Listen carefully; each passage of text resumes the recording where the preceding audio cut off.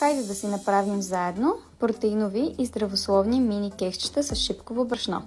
Ето ги необходимите продукти. Ябълки, шипково брашно, 2 яйчица, протеинна прах, канела, бак пулвер, мармалад от шипка и прясно мляко.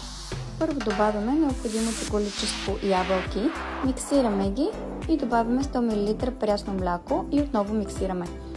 Към полученото ябълково смути добавяме и 2 яйчица, а това е уникално вкусното и здравословно шипково брашно.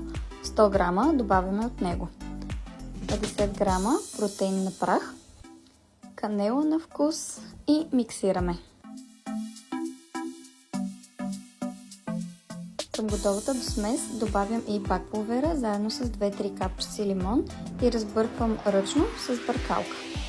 В подходяща незалепваща форма поставям малко от сместа. Казвам малко, т.е. наполовина, защото по средата ще добавя и малко от шипковият мармалад. Ето го и него, уникално вкусен и здравословен. След това запълвам формичката отново с сместа и ги слагам във фурната за около 20 минути на 180 градуса. Здравословни и протеинови мини кексчета с шипково брашно и шипков мармалад.